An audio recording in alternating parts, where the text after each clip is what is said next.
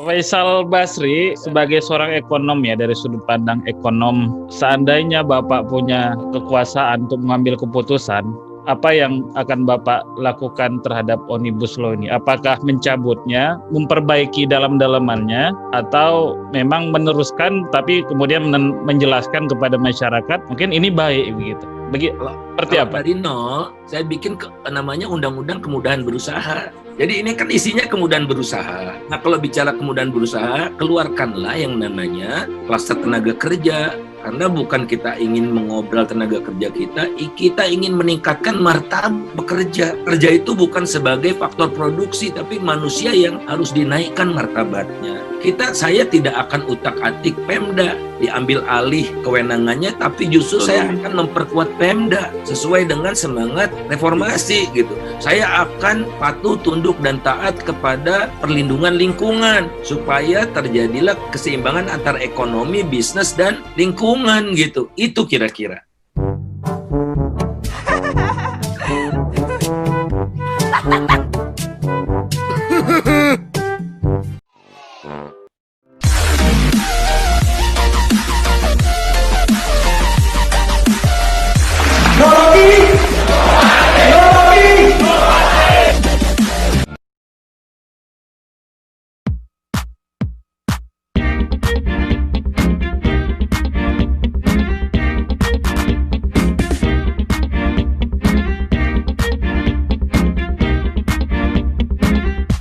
Bang Aldi, Bang Mardani, Bang Firman, dan Bang Rocky yang udah lama tidak jumpa. Assalamualaikum warahmatullahi wabarakatuh, dan tentu saja teman-teman sekalian. Jadi saya ingin semua pakai data, ya, karena ekonomi tanpa pakai data ya bukan ekonomi. Nah, pertama ini tadi Bang Mardani sudah sampaikan filosofisnya dari segi leadership. Kemudian salah satu dari ciri pemimpin atau leader yang baik adalah mampu mendiagnosis masalah, ya. Nah ini salah diagnosis sudah. Jadi kita gagal. Pak Jokowi menurut saya ini gagal paham. Jadi dia tak hadir sendirian, ya. Sebelumnya telah hadir revisi Undang-Undang KPK di tengah wabah, sudah ada Undang-Undang Minerba nomor 3, ada Undang-Undang Mahkamah Konstitusi, dan ada Perpu yang dijadikan keranjang sampah untuk memasukkan semua agenda para oligar. Jadi bukan tentu saja tidak semua, ya, tapi agenda oligar ini sudah masuk di sini. Misalnya pasal 5 ayat 1 yang menurunkan tarif pajak gitu. Kemudian juga Perpu ini tidak berbicara tentang bagaimana memerangi COVID, bukan. Jadi ini Perpu bukan undang-undang darurat untuk menghadapi keadaan darurat, tapi untuk menghadapi dampak ekonomi. Nah, kemudian sejak awal udah gagal paham nih, ya. Kalau kita lihat Jokowi di videonya di sini mengatakan dengan tangan sebelah kiri atau sebelah kanan, saya lupa, sebelah kanan jarinya, 5 jarinya ke langit gitu, ya, akan meroket gitu. Jadi dia nganggap remeh gitu, mengelola ekonomi itu tidak bisa seperti itu. Nah, kemudian Pak Jokowi heran sendiri dia. Ibarat orang sakit, kita ini baik semuanya katanya. Siapa yang bilang baik? Kolesterol baik, jantung baik, paru-paru baik, darah tinggi juga nggak ada. Tapi kok nggak bisa lari cepat? Ini ucapan Pak Jokowi seusai sidang kabinet 2018 5 Januari. Ya jadi nganggap tidak ada apa-apa gitu. Kalau tidak ada apa-apa kok ada omnibus gitu kan. Itu pertama. Kemudian ini dia yang Pak Jokowi katakan, kok ekonomi nggak bisa lari cepat, ya. Tadi kan nggak bisa lari cepat nih. Larinya malah lebih lambat. Dari 7 ke 6 ke 5, sebelumnya 8 bahkan. Kemudian ini tren-trennya turun semua nih. Kita lihat turun, ini gara-gara pandemi ya, anjlok ya. Semua negara alami. Kemudian ini target Pak Jokowi yang ke langit itu, tapi realitasnya demikian, ya. Jadi seperti mulut buaya yang makin menganga gitu antara realitas dengan target. Kemudian di 5 tahun ke depan udah dikoreksi, tidak tinggi-tinggi lagi 8% gitu ya, tapi ratanya 6%, pakai 2 senario bahkan, ada yang optimis, ada yang pesimis 5,7. Ini pun tidak akan tercapai, perkiraannya cuma 3,4. Nah kemudian cari kambing hitam kan, kambing hitamnya apa? Investasi. Jadi penghambatnya adalah investasi. Pak Jokowi bilang, saya akan kejar dan hajar gitu. Benar, dihajar kita semua ini oleh Omnibus. Nah kemudian Jokowi sebut belum ada kebijakan investasi yang nendang.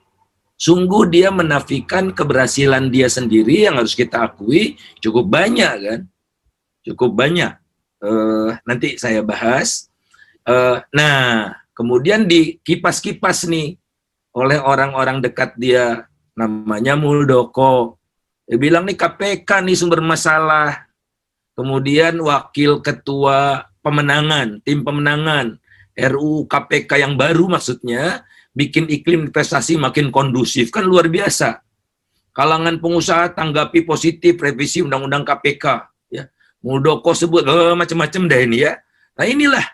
Jadi pertama kali KPK dulu yang dilemahkan. Ya, padahal yang bikin kepala pening paling pening kepala pengusaha adalah korupsi. Tapi korupsinya justru KPK-nya yang dikubur. Tapi kita jangan tinggalkan KPK ya. Jangan kita tinggalkan KPK, masih banyak teman-teman KPK kita yang berupaya untuk melakukan semaksimal mungkin yang mereka bisa di tengah iklim yang semakin susah buat mereka. Kita dorong terus mereka untuk berbuat yang semaksimal mungkin. Nah, hadirlah untuk ini semua Omnibus ya. Sebetulnya ada 3 Omnibus itu, Cipta Kerja, Perpajakan, Ibu Kota Negara. Ibu Kota Negara belum kedengaran, perpajakan ini sudah kebelet, mereka tidak bisa menunggu lagi dibahas di DPR, mereka masukkan di Cipta Kerja. Ya, jadi klaster baru yang di RUU-nya tidak ada, di DIM-nya tidak ada, masuk di tengah. Saya tidak tahu ini secara hukum seperti apa. Nah, Omnibus Cipta Kerja sendiri, karpet emas buat pengusaha minerba, melucuti hak normatif pekerja, menumpulkan ketentuan pelindungan lingkungan, mengurangi kewenangan daerah, menghilangkan atau setidaknya meminimumkan sanksi pidana bagi pengusaha kalau melakukan hal-hal yang menurut undang-undang sebelumnya itu tidak boleh. Nah, ini tak sabar menunggu seperti yang saya katakan, dikebut dulu nih karena 6 perusahaan batubara terbesar konsesinya mau habis. Nah, kalau tidak ada undang-undang ini, tidak ada Omnibus, tidak ada undang-undang minerba, maka mereka harus mengembalikan konsesinya kepada negara dan negara berencana untuk memberikannya kepada BUMN di era Ibu Rini.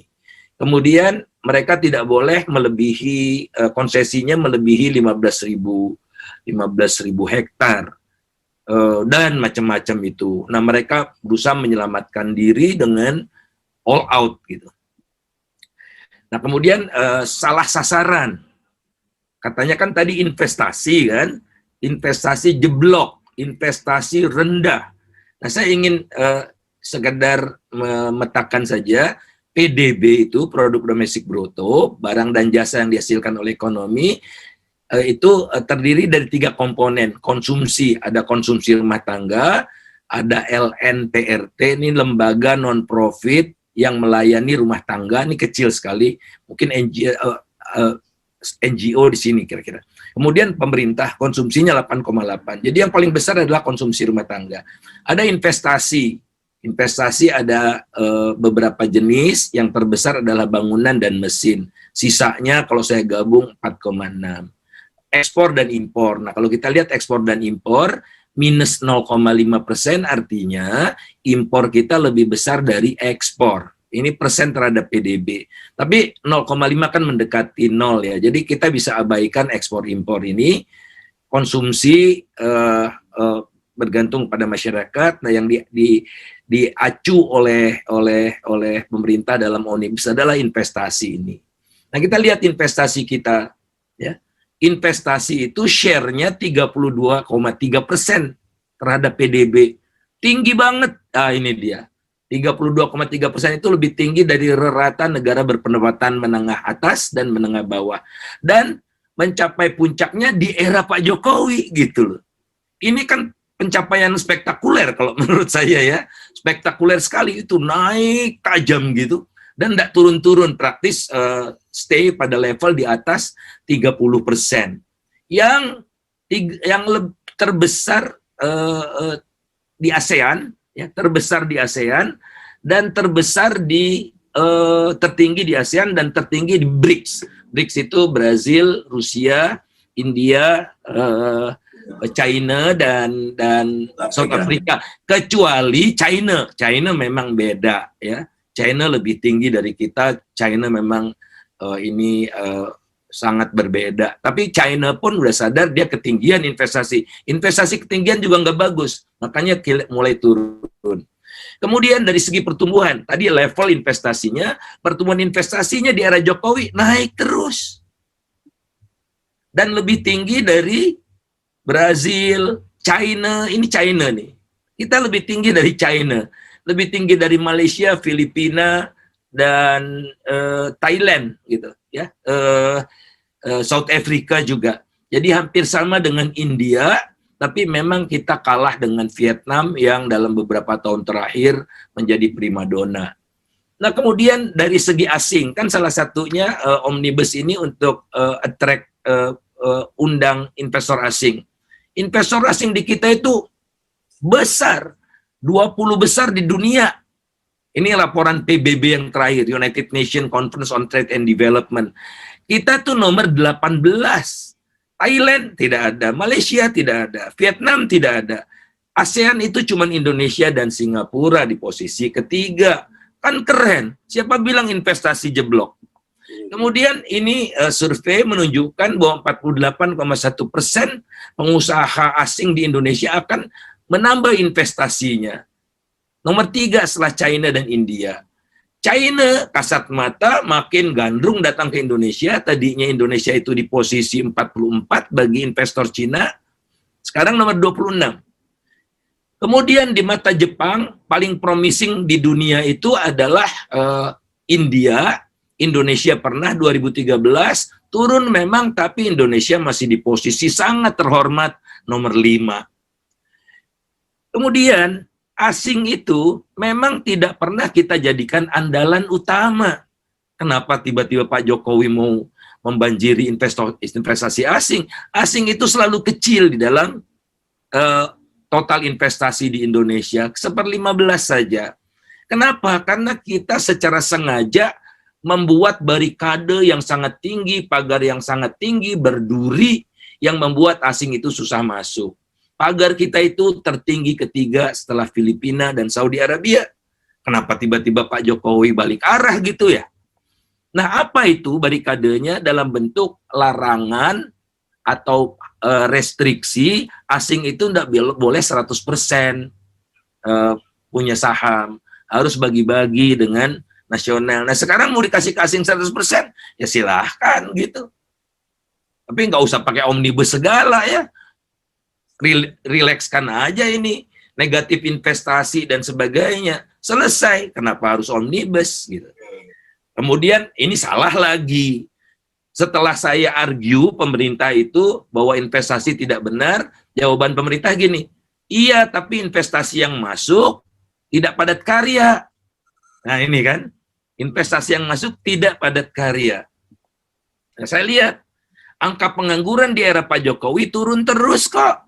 Mencapai level terendah. Nah, gara-gara pandemi ya naik wajar. Tapi sudah on the right track, Pak Jokowi menurunkan angka pengangguran. Nah, kemudian masalahnya adalah di tengah kita ingin menciptakan lapangan kerja, selebar-lebarnya pintu buat pengusaha China dibuka. Itu dia. Ini ya saya perkirakan ini Wisman dari China itu bukan Wisman untuk wisata nih pasca pasca pandemi ya, kan nggak ada wisatawan pasca pandemi. Kita lihat uh, China yang masuk ke Indonesia itu bulan Juni 2000, bulan Juli 2.700, bulan Agustus 3.700. Ya, yang sudah pasti yang lewat udara ini lewat Manado nih, jadi Samratulangi. Jadi Samratulangi tiba-tiba jadi favorit buat China nih. Ini kita lihat Samratulangi, ini pesawat-pesawat dari China, semuanya dari China. Nah ini kalah Bali sekarang Ngurah Rai. Nah berarti kan Samratulangi ini bukan buat wisata. Kalau mau wisata kan utamanya Bali.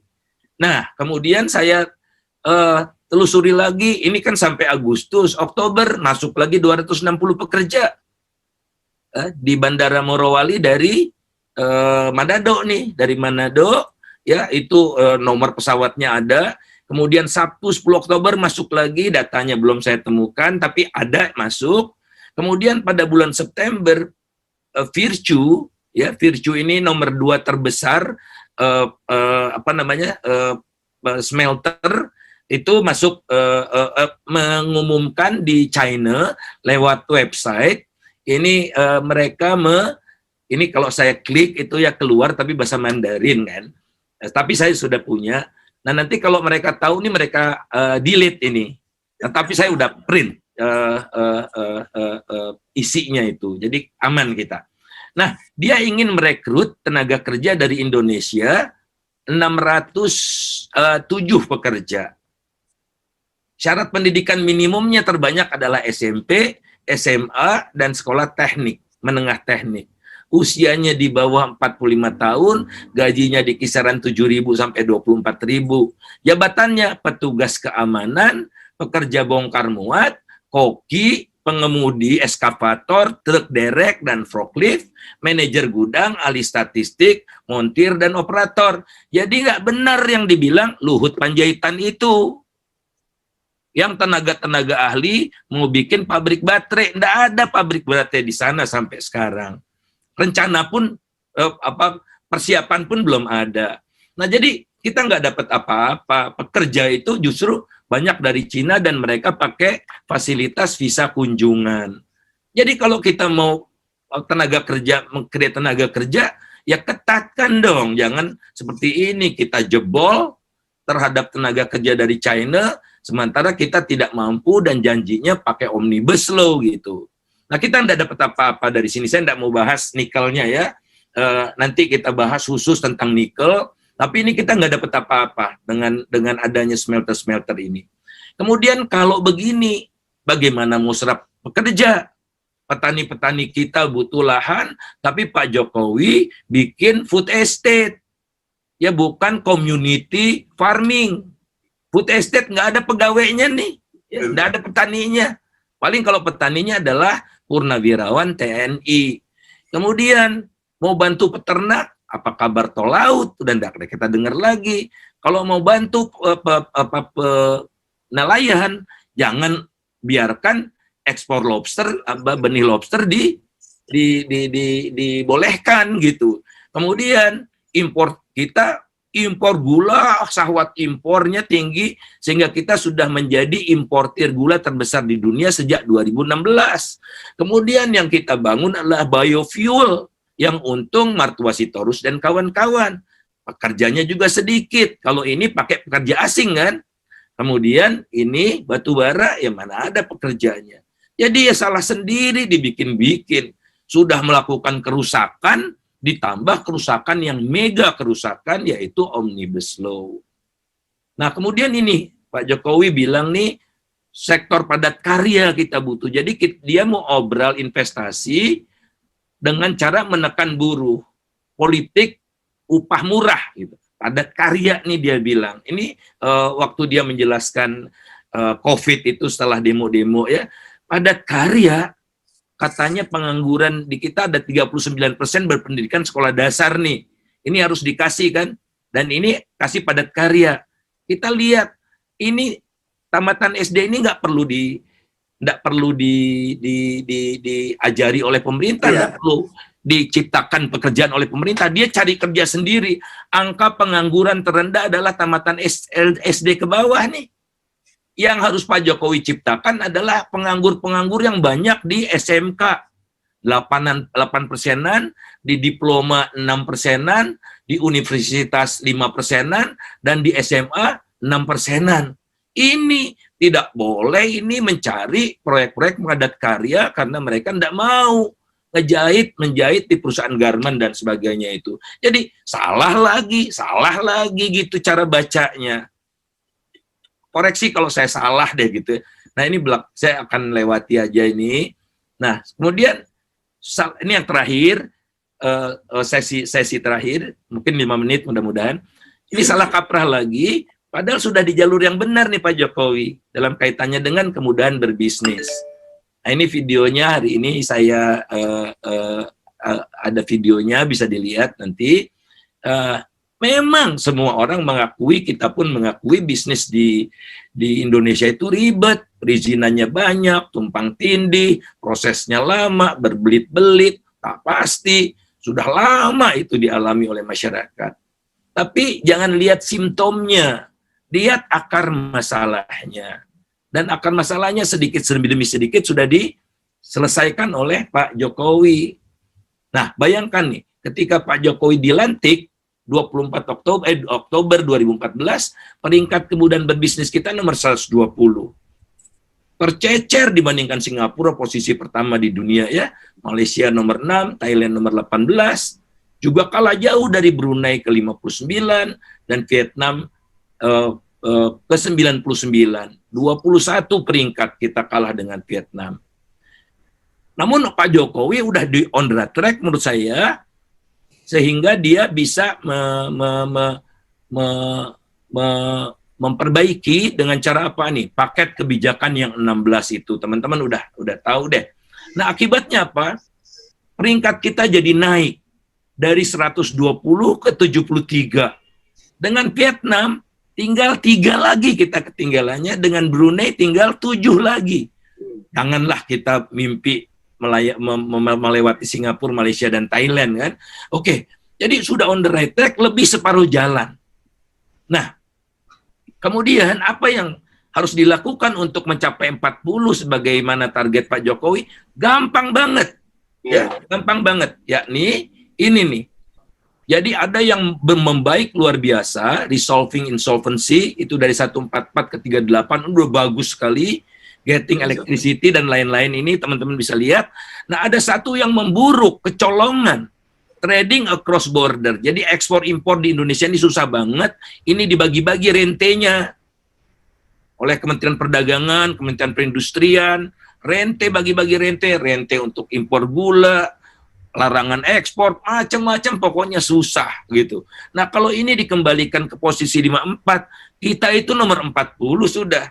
Kemudian dealing with construction permit kita perbaiki, ini makin buruk juga di era Jokowi, dan registering property tidak terlalu sulit menurut saya, kita bisa nomor 30.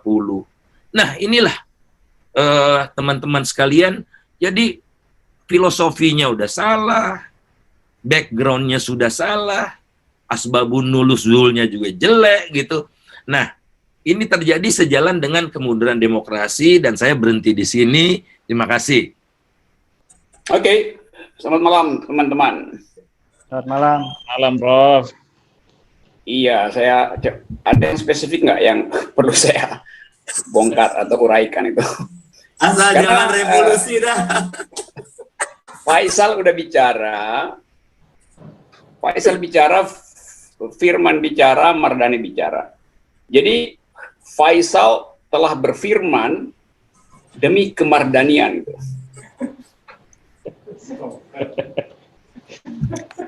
Oke, saya ikuti tadi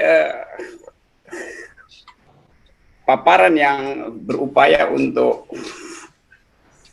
memperlihatkan defect di dalam undang-undang ini, cacat dalam undang-undang ini, dan implikasinya pada politik hari ini. Jadi implikasi pada politik hari ini, bukan pada masa depan. Sebetulnya. Kenapa harus hari ini? Karena seluruh dunia mengamati Indonesia dan tiba pada kesimpulan bahwa Indonesia sedang membunuh demokrasi, bukan sekedar lonceng kematian, sudah sedang membunuh. Jadi pembunuhan itu in the making, ongoing gitu. Ekonomis yang barusan terbit bahkan pakai kalimat bahwa Omnibus Law ini bukan sekedar merampingkan birokrasi, tapi sekaligus menghilangkan institusi itu, membunuh institusi itu. Kan kalau kita bayangkan di dalam grammar politik dunia, orang pakai kalimat itu artinya penghinaan pada Indonesia itu. Merampingkan demokrasi, merampingkan birokrasi, itu isi undang-undang itu. Atau promosi dari Pak Jokowi adalah kita mau merampingkan birokrasi, karena itu perlu Omnibus Law. Karena itu 70 undang-undang harus dimuatkan di dalam sekian lembar, ribuan lembar undang-undang. Jadi mau merampingkan birokrasi. Tetapi sekaligus membabat institusi itu. KPK dibabat, kekuasaan daerah dibabat, hak masyarakat adat dibabat, macam-macam. Itu kan pertanda bahwa sebetulnya secara political ethics, demokrasi betul-betul sudah hilang, bukan sedang mati lagi, tapi sudah hilang. Karena bahasa ekonomis itu bukan bahasa yang biasa dipakai di dalam tradisi jurnal itu. Ekonomis adalah jurnal yang sangat elitis. Bahkan kita nggak tahu siapa redakturnya, karena supaya tidak bias, redakturnya tidak disebutkan namanya. Tapi kita tahu majalah itu adalah ukuran tentang pikiran demokrasi dan ekonomi itu. Orang selalu acuh ke situ.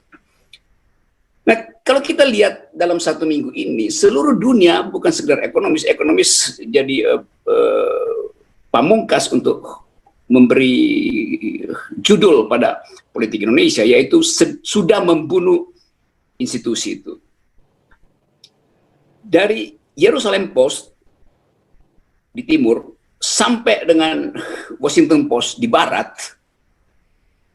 dari Moskow sampai Melbourne, analis op-eds juga memutuskan bahwa Indonesia sudah bukan negara demokrasi itu.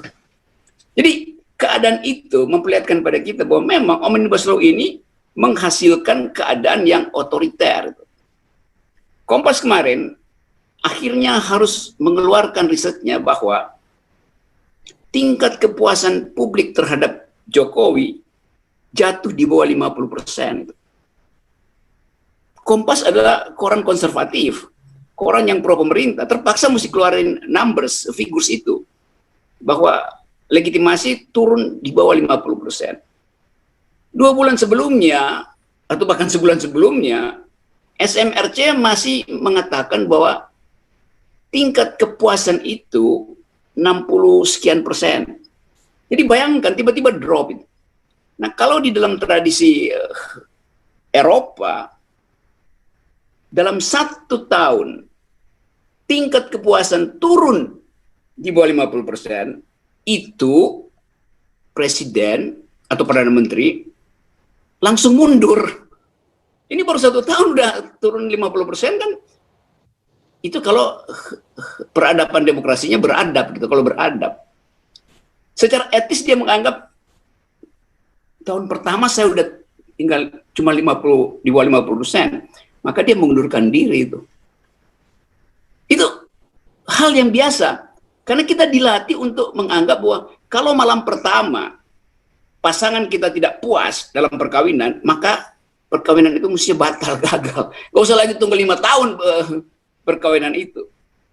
Jadi terlihat di situ bahwa memang pemerintahan Jokowi itu ya udah selesai sebetulnya, secara teoritis udah selesai gitu. Kalau kita pasang parameter Eropa ini udah selesai.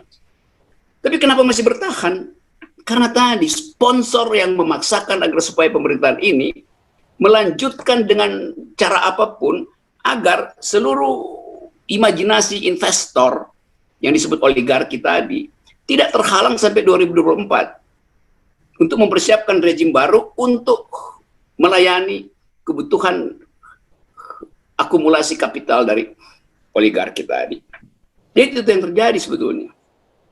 Tapi sebetulnya saya tidak setuju lagi dengan istilah oligarki, karena dalam oligarki masih ada etika itu.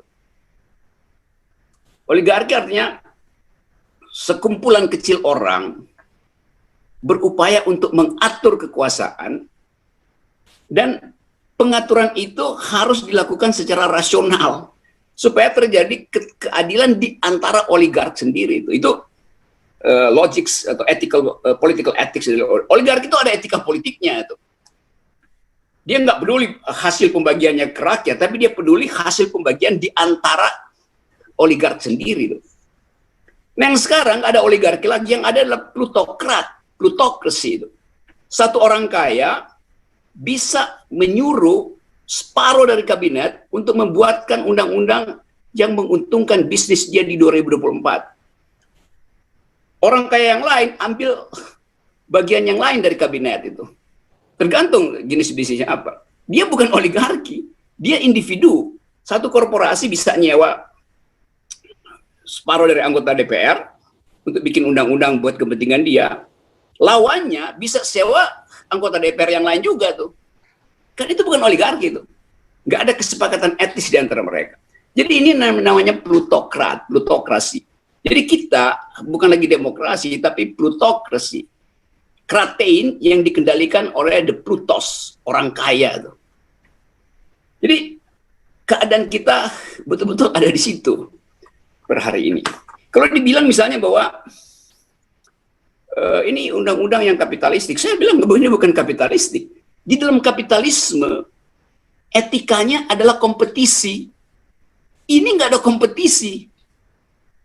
Kalau kita belajar doktrin-doktrin ideologi, kapitalisme hidup dari kompetisi itu. Di ujungnya mereka akan saling membatalkan. Ini nggak ada kompetisi itu. Karena masing-masing punya segmen sendiri. Bagaimana mungkin ada kompetisi itu? Di dalam keadaan di mana bagian ekstraktif, konglomeratnya satu paket. Ini bagian perizinan, konglomeratnya yang kuasai satu paket. Bagian infrastruktur juga lain-lain. Jadi nggak ada kompetisi di situ. Maka ini bukan kapitalisme sebetulnya, tapi plutokrasi. Jadi itu hal pertama yang saya mau terangkan itu. Yang kedua, kita masuk sedikit pada substance dari undang-undang itu. Yang mungkin jarang orang bicarakan, tapi saya mau ambil cara berpikir yang lain tuh. Waktu undang-undang ini dibuat, yang akan terkena akibat dari undang-undang ini ada dua. Satu buruh, dua lingkungan itu. Nah, di dalam filosofi hukum, di dalam pembuatan hukum, mereka yang akan terkena dengan undang-undang harus dari awal ikut membuat undang-undang itu. Karena itu yang disebut prinsip equality itu. Saya akan terkena undang-undang itu, maka saya mesti buat supaya saya berupaya untuk mengambil keuntungan maksimal dari undang-undang itu. Buruh ingin mengambil keuntungan maksimal dari undang-undang itu, karena dia akan mengatur buruh. Pohon di Papua harus mengambil keuntungan maksimal dari undang-undang ini, karena pohon akan terkena akibat dari undang-undang ini. Burung di Kalimantan harus diikut sertakan. Tapi nanti orang bingung, bagaimana mungkin saya mesti undang burung dan pohon untuk merumuskan undang-undang. Ini ketololan para pembuat undang-undang, nggak mengerti bahwa di dalam pembuatan undang-undang, legal standing dari pohon itu adalah Menteri Kehutanan, legal standing dari buruh adalah Menteri Perburuhan. Jadi kalau buruh menolak undang-undang itu, maka Menteri Perburuhan harus juga menolak. Kan Menteri Perburuhan, konstituennya adalah buruh. Menteri Kehutanan, konstituennya adalah monyet, pohon, serangga, ular. Itu dimensi baru di dalam pembuatan undang-undang. Kalau kita baca seluruh filsafat hukum tentang lingkungan, kita mesti minta izin pada pohon kalau kita mau ganti pohon itu dengan perumahan. Cuman Indonesia buta huruf terhadap genre baru di dalam legal philosophy itu. Saya beri contoh misalnya, undang-undang ini memungkinkan plutokrat untuk minta tanah di Papua itu. Karena presiden bilang silahkan. Supaya investasi itu masuk, harga tanah di Papua itu harus lebih rendah dari harga tanah di Vietnam. Vietnam harga tanahnya berapa? 500 perak per meter. Kalau begitu kita akan pakai 400 perak. Vietnam tahu, Vietnam turunkan 300 perak. Oleh karena itu kita 200 perak. Vietnam ikutin terus. Sampai akhirnya kita mesti bilang, oke, supaya kompetitif, harga tanah di Papua itu 0 rupiah. Silakan masuk. Logiknya kan begitu. Untuk bersaing itu. Nggak ada soal harga tanah 0 rupiah. Yang menentukan 0 rupiah itu siapa? Tuh? Presiden. Loh ini memang tanahnya presiden apa? Itu tanah dari 500 masyarakat adat yang ada di Papua. Itu tanah dari 20.000 jenis pohon yang ada di Papua. Itu tanah 150.000 jenis serangga yang ada di Papua. Itu tanah 200 mamalia yang ada di Papua. Begitu cara melihat. Jadi kalau kita bilang, ini ekosistem. Loh pemerintah tahu nggak apa itu ekosistem itu? Papua itu ada 20.000 jenis pohon, ada 150.000 serangga, ada cadangan buat tukar tambah karbon itu. Maka pemerintah mesti bicara dengan masyarakat adat yang menjadi pengampu dari pohon, kecoa, monyet, sagu, ikan segala macam. Begitu cara berpikir peradaban modern. Nah sekarang pemerintah bilang bahwa AMDAL tidak kami batalkan, tapi kami permudah. Jadi mempermudah untuk mengusir burung, mempermudah untuk potong pohon, mempermudah untuk menggusur masyarakat adat. Kan dungu kan logikanya kan? Mestinya perketat. Karena dunia sekarang berpikir tentang environmental rights, environmental ethics. Orang dianggap sebagai dungu kalau nggak belajar green economics tuh. Tapi di kita ini yang disebut ilmu ekonomi itu masih paradigma yang disebut Chicago School.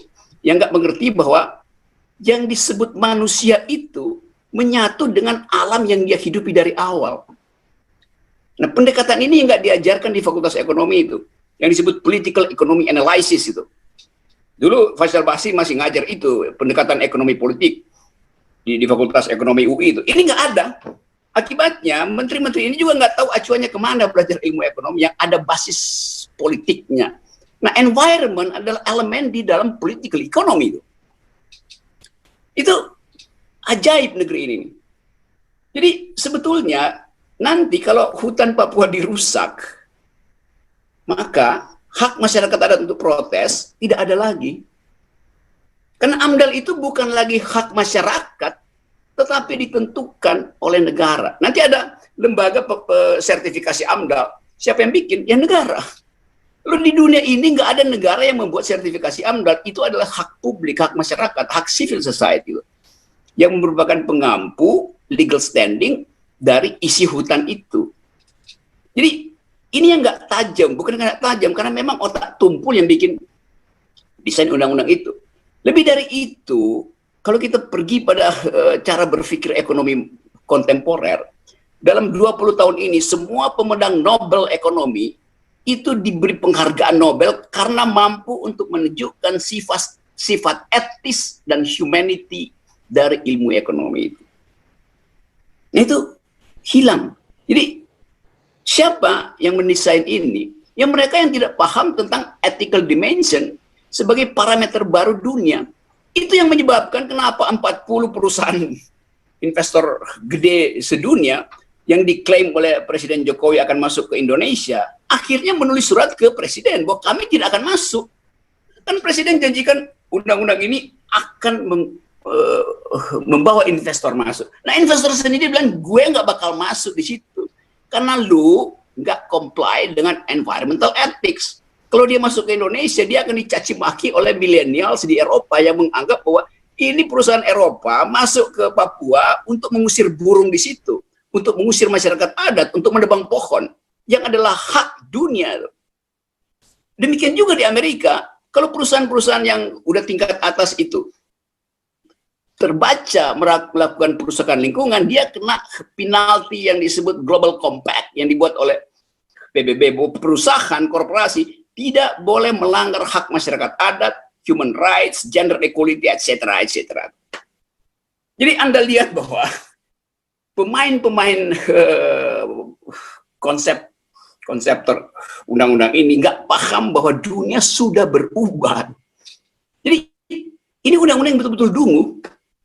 Oke, itu bagian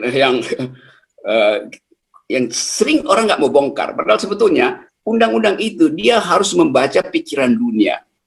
Parameter-parameter ekonomi sekarang dipaksa untuk berbasis environment, berbasis gender equality, berbasis humanity. Itu yang terjadi. Yang kita tahu berubah sejak krisis mortgage di Amerika, sehingga orang ngerti bahwa nggak mungkin lagi dunia ini diatur hanya oleh plutokrat gitu. Jadi itu keadaannya. Sekarang itu bab 1. Coba saya masuk bab 2 sekarang. Apa yang terjadi kalau undang-undang itu dipaksakan untuk bekerja, untuk jadi hukum positif? Saya bayangkan, atau coba kita bayangkan, undang-undang ini akan dipakai oleh presiden di 2024, bukan lagi Jokowi yang pakai. Bagaimana kalau presidennya otoriter? Maka dia akan pakai undang-undang ini untuk menindas lingkungan, menindas buruh, dan menindas masyarakat sipil. Jadi kita sodorkan peralatan otoriter pada presiden yang baru nanti. Karena seluruh kekuasaan diambil oleh pusat. Kan ini sentralisasi undang-undang ini kan. Jadi bayangkan potensi otoritarisme itu sudah ada sejak undang-undang ini dicetuskan. Jadi kita sebetulnya menabung otoritarisme tanpa kita sadar sebetulnya di masa depan. Kalau pemerintahnya lemah, sebaliknya kalau pemerintahnya lemah, maka dia akan jatuh sebelum tahun pertama bahkan. Karena demonstrasi akan terus. Jadi undang-undang ini bikin kita gaduh. Jadi yang bikin gaduh bukan rakyat atau mahasiswa buruh. Presiden dan kabinet bikin gaduh sendiri. Coba saya ingin LIPI bikin semacam guesstimation. Semacam dugaan. Guesstimation itu gabungan antara guessing dan estimation. Bikin dugaan yang kira-kira masuk akal. Apa yang akan terjadi kalau undang-undang ini berlaku dan presiden berikutnya memakai undang-undang ini? Itu yang terjadi sebetulnya. Oke, bagian ketiga ini soal kira-kira permainan pikiran yang agak lucu. Undang-undang ini ganti-ganti form. Kertasnya diganti-ganti itu. Karena ketahuan bohong, diganti lagi kertasnya. Anda bayangkan, di dalam 2 minggu, undang-undang ini diganti berkali-kali, dicetak, diganti lagi. Berapa rim kertas yang terbuang percuma karena pergantian format undang-undang ini. Artinya, berapa banyak pohon akasia yang konversi dengan kertas yang ditebang hanya untuk mengganti-ganti kertas. Jadi dari awal, undang-undang ini udah merusak lingkungan. Belum disahkan, dia udah membabat pohon untuk bikin kertas buat ganti-ganti font. Kalau saya bikin semacam kalkulasi ecological footprint, kira-kira undang-undang ini sudah membabat 2 hektar pohon akasia. Itu setara dengan jumlah kertas yang diganti-ganti itu. Itu kira-kira separuh Jakarta. Jadi separuh Jakarta itu sebetulnya udah gundul sebelum undang-undang ini tiba di kantor kepresidenan karena ganti-ganti kertas doang. Jadi bayangkan dengan ganti-ganti kertas saja undang-undang ini udah bermasalah karena merusak lingkungan. Kan itu logik dari environmental legal theories itu. Nah, soal-soal macam ini yang kemarin ada politisi bilang, ngapain kita tanya pada beruang, ngapain kita tanya pada pohon bikin undang-undang. Rocky Gerung udah gila kali itu. Ngapain misalnya sama burung? Jadi ini orang nggak ngerti perkembangan etika di dalam ilmu lingkungan. Kalau Anda ada di Amerika, binatang piaraan Anda itu mesti didaftarkan di dalam kartu keluarga. Sehingga keluarga Anda ada berapa? Ada 5. Ternyata di dalam rumah cuma ada 2 orang. Iya, karena yang 3 itu adalah binatang. Karena prinsip tadi bahwa habitat itu begitu Anda ingin kuasai, Anda harus bertanggung jawab, karena itu binatang harus Anda masukkan dalam kartu keluarga. Kalau Anda pelihara burung, burung itu adalah keluarga Anda. Jadi bisa Anda mungkin cuma bertiga, bapak, ibu, dan 1 anak, tapi kartu keluarganya 20, karena Anda pelihara 19 anjing dan 1 kucing gitu. Begitu tingkat pemikiran peradaban dunia. Ini tidak terpikirkan soal-soal itu. Jadi saya kira dari awal ini benar-benar undang-undang yang secara konseptual norak gitu. Kedua, itu undang-undang diketawain dunia karena undang-undang yang nggak ngerti perkembangan ilmu ekonomi dan ilmu lingkungan di dunia. Jadi sekali lagi kita kesampingkan dulu segala macam sinisme kita pada pemerintah, tapi di dalam undang-undang itu sendiri tercermin satu paket pikiran. Kalau saya ingin agar ada investasi masuk, terutama dalam kompetisi dengan negara lain, maka hal pertama yang saya harus lakukan adalah tekan upah buruh. Hal kedua adalah rusak lingkungan. Jadi isi undang-undang itu cuma 3. 1, undang investor. 2, tekan upah buruh. 3, rusak lingkungan. Itu yang terjadi. Jadi seluruh klaim bahwa ini akan menghasilkan pekerjaan buat kaum buruh segala macam milenial itu omong kosong itu. Karena yang diterangkan tadi oleh Faisal Basri bahwa di semua bandara justru yang banyak masuk TKA asing itu adalah bandara-bandara yang bukan pintu masuk wisatawan. Itu artinya tenaga kerja asing, bukan untuk berwisata, bukan untuk tinggalkan dolar di Indonesia, tapi justru untuk mengambil rupiah dan dalam kurs dolar sebetulnya. Itu yang terjadi sebetulnya. Padahal pasal 27 konstitusi kita bilang setiap warga negara berhak atas kehidupan yang layak bagi masa depannya. Setiap warga negara. Warga negara mana? Warga negara Indonesia. Nah, dengan praktek masuknya TKA, maka sebetulnya secara diam-diam pasal itu telah berubah menjadi setiap warga negara asing berhak memperoleh pekerjaan untuk kehidupan di Indonesia. Kan itu yang terjadi kan. Jadi saya mau memperlihatkan logical contradiction dari undang-undang itu. Sekaligus sifat tidak etis dari para pembuat undang-undang itu yang tidak menghormati hak terhadap environment. Nah, kita bisa bongkar lebih panjang, tapi saya kira itu proposal pikiran buat ILT hari ini, dan kita bawa ini sebagai percakapan akademis sekaligus percakapan politik. Kenapa? Karena demonstrasi tidak akan berhenti. Kalau saya bikin semacam catatan historis, yang demo hari ini siapa sebetulnya? Dosennya umur berapa? 40 tahunan itu. Siapa mereka? Ya mereka lah yang demo 22 tahun yang lalu ketika mereka mahasiswa itu. Jadi pendemo sekarang itu juga sama dengan pendemo di 98, karena dia juga anak SMA, anak STM, anak-anak mereka juga. Jadi ini paket demo yang ada asal-usul historisnya tuh. Jadi kenapa dia tidak akan berakhir? Karena pendemonya sama tuh. Mereka yang ada di kami, KMMI, 2M dulu, dari Universitas Indonesia, Bandung, segala macam, swasta itu. Mereka sekarang yang jadi dosen, anak-anak mereka yang jadi anak SMA. Jadi ini adalah pendemo-pendemo yang dihasilkan justru oleh sejarah reformasi itu. Itu poinnya. Terima kasih. Akbar. Om Rocky, kalau kita lihat ini fenomena saat ini 1 tahun Jokowi, begitu banyak kekacauan dan keanehan yang terjadi di negara kita. Ketika pertama kali dilantik, bahkan mungkin sebelum dilantik, isu pindah ibu kota, Omnibus Law, dan ada yang memprediksi beberapa rekan ya ketika diskusi di forum lain, periode kedua Jokowi ini akan banyak sekali akrobat-akrobat yang dilakukan Jokowi untuk memaksimalkan menggolkan kepentingan golongannya. Nah, kira-kira dengan ini kita baru 1 tahun nih, Prof. Akan masih ada 4 tahun lagi.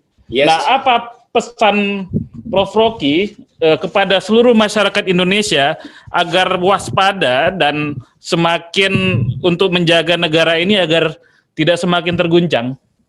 Pasti terguncang.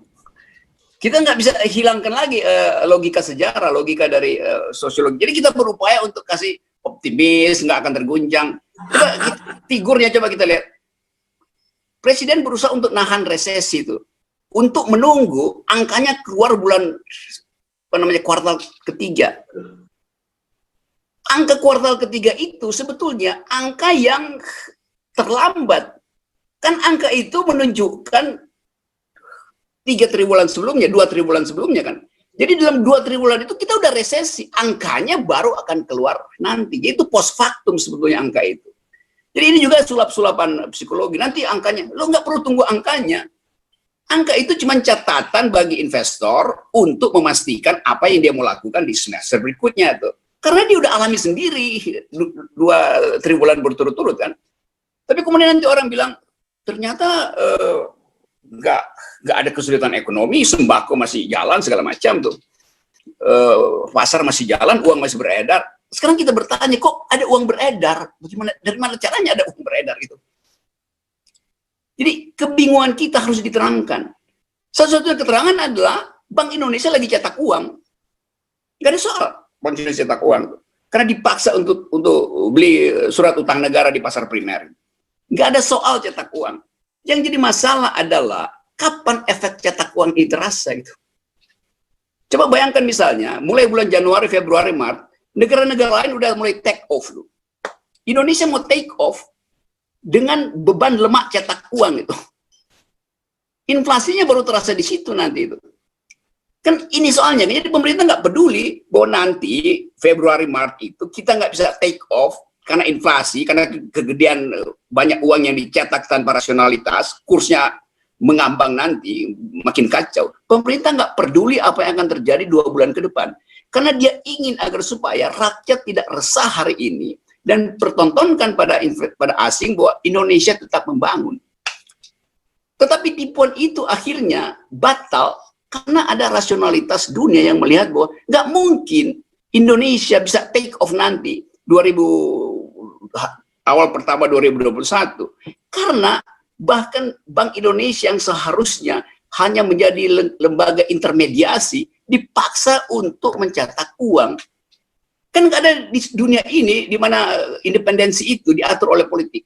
Investor akan baca bahwa ini akan bermasalah nanti, maka investor akan datang ke Indonesia karena dia tahu efek dari cetak uang ini akan terjadi awal tahun 2021 dan dia nggak mau ambil risiko nanam modal di sini yang demonya masih berlangsung sampai Desember dan efek pertama dari menggendutnya ekonomi karena disuntik terus oleh kepentingan politik dan meledak nanti di Februari.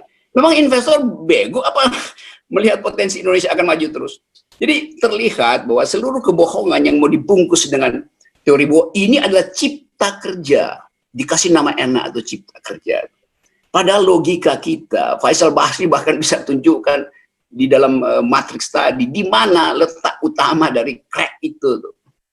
Jadi sekali lagi saya tidak ingin ikut memikirkan apa yang harus dilakukan pemerintah. Nggak perlu, karena pemerintah pasti akan gagal. Dengan apa? Dengan logika ekonomi tadi, logika politik, logika global, persaingan global, itu pasti akan terjadi. Saya kira itu aja. Jadi jangan pikir-pikir lagi untuk kita membantu pemerintah untuk memulihkan, nggak bisa. Karena batu udah bergulir. Rolling stone gather no moss, betul. Batu yang bergulir nggak akan moss tidak akan mengumpulkan lumut, tetapi dia akan menyentuh batu-batu lain dan menyeret batu-batu itu sama-sama bergulir. Jadi tunggu aja di bawah tuh. Baik, terima kasih Pak Rocky, luar biasa. Pertama, investasi akan masuk, tapi kualitas investornya akan rendah ya. Tadi kan Bang Rocky udah bilang kualitas investor berkualitas itu akan mempertanyakan prinsip-prinsip dari omnibus yang melabrak kaidah lingkungan dan human right. yang menjadikan manusia bukan sebagai faktor produksi. Kemana investasi itu akan lari? Tentu saja bukan ke sektor-sektor yang kompetitif. Ya. Kalau sektor-sektor yang kompetitif tertutup kemungkinannya, karena apa? Karena di pasar barat yang terbesar itu mereka konsumennya mensyaratkan comply dengan yang tadi itu ya, human right dan lingkungan.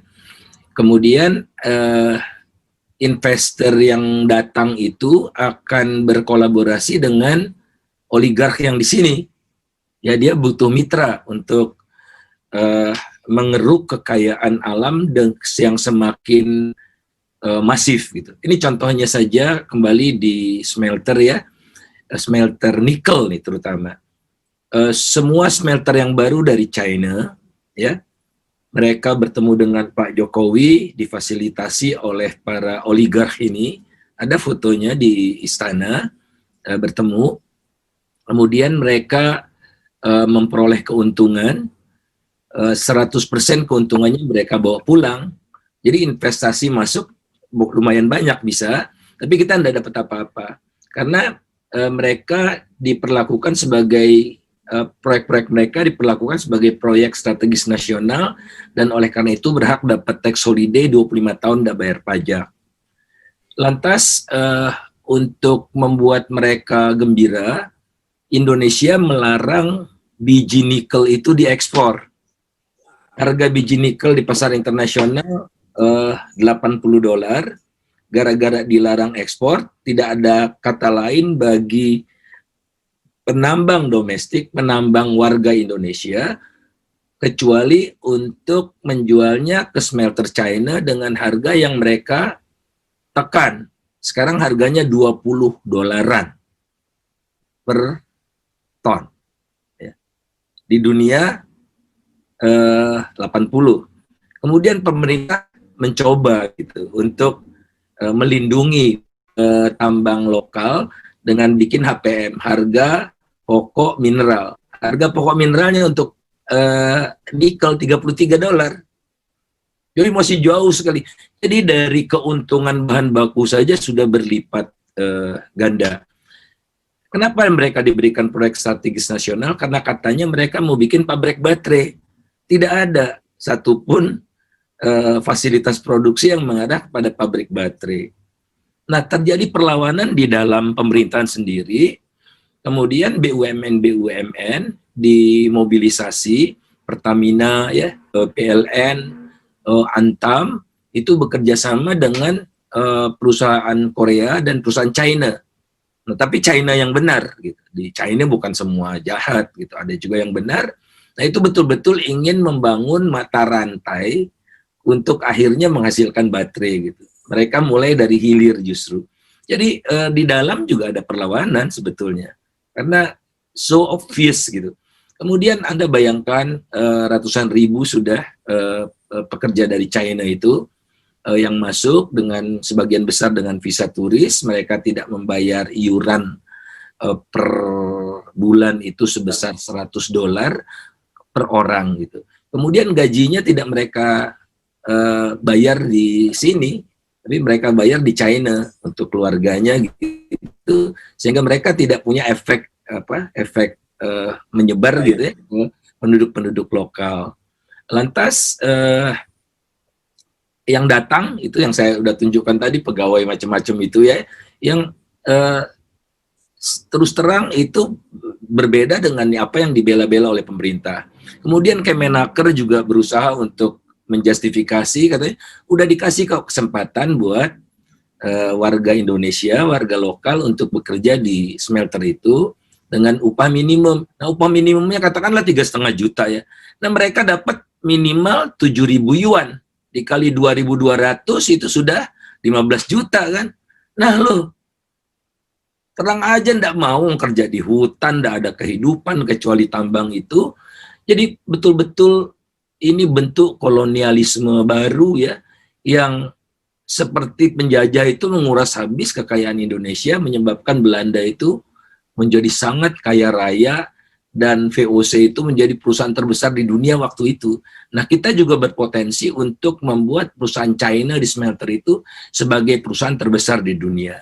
Saya lagi ngitung-ngitung dengan teman ya, kira-kira berapa yang hilang itu. Saya agak sangsi, ngitung lagi, karena jumlahnya mencapai triliunan dolar gitu. Tapi saya sangsi lah ya, mungkin ratusan miliar US dollar. Nah, padahal cadangan devisa kita cuma 135 miliar US dollar. Jadi sebetulnya kita mampu sekali menghadirkan kemakmuran, kesejahteraan buat warga kita kalau oligark ini kita bisa kunci. Nah, nggak tahu saya cara menguncinya, kita bikin agenda sama-sama deh gitu untuk mengunci mereka. Terima kasih, Prof. Terima kasih, Prof. Ada semua sedang saya hitung deh.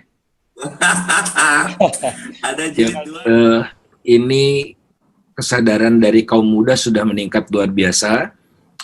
Kenapa sih? Karena mereka dengan omnibus ini akan diwariskan oleh kerusakan, kemudian juga beban utang yang luar biasa gitu. Oleh karena itu, jangan biarkan mereka sendiri, ya.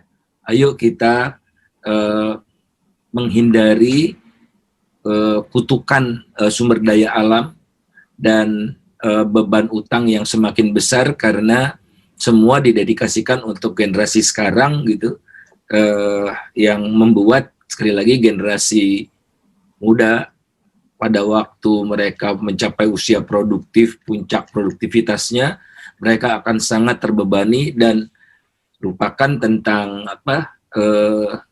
mampu terhindar dari middle income trap ya. Ya, kita akan berat karena bebannya terlalu berat buat generasi mendatang. Saatnya tidak bisa ditunda-tunda lagi, kita harus melakukan upaya yang maksimal sekarang juga. Terima kasih. Allahu Akbar. Makasih, Prof. Terima Bang kasih. Faisal, makasih. Kita membaca Indonesia harus di dalam konteks persaingan politik global gitu. Termasuk dalam cara kita membaca demokrasi. Beberapa tahun lalu saya diundang oleh Bappenas untuk membuat indeks demokrasi Indonesia itu. Saya bilang, indeks demokrasi Indonesia harusnya tidak dibuat oleh pemerintah Indonesia sendiri. Biarkan luar negeri yang mengindexing kita itu.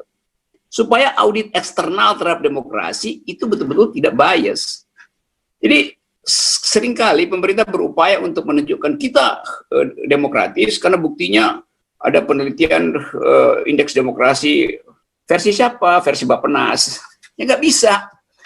Karena keaslian itu hanya bisa ditunjukkan dengan mikroskop dari luar, bukan dengan mikroskop kita sendiri. Jadi itu soalnya yang saya ingin terangkan. Nah, indeks itu sekarang dibaca oleh dunia. Lalu diperlihatkan bahwa indeks kita itu drop. Gitu. Sekarang di dunia internasional ada perubahan politik di Timur Tengah itu. Uni Emirat Arab memilih memihak Israel ketimbang Palestina itu. Karena apa? Karena mungkin dianggap kalau terus-menerus memihak Palestina itu bisnis dengan Amerika bisa terganggu. Uni Emirat Arab tentu ingin memperbaiki sistem pertahanannya, teknologi persenjataan dari Amerika, karena itu dia mesti pakai lobby Israel. Itu fakta pertama dari Uni Emirat Arab. Itu yang bikin komplikasi baru di dalam peta politik Timur Tengah. Fakta kedua tentang Uni Emirat Arab, akan ada nama Jalan Jokowi di pusat bisnis Uni Emirat Arab itu. Fakta kedua, begitu. Yang jadi ribut sekarang. Pertanyaan saya, mengapa tidak ada jalan Firman Nur di Uni Emirat Arab?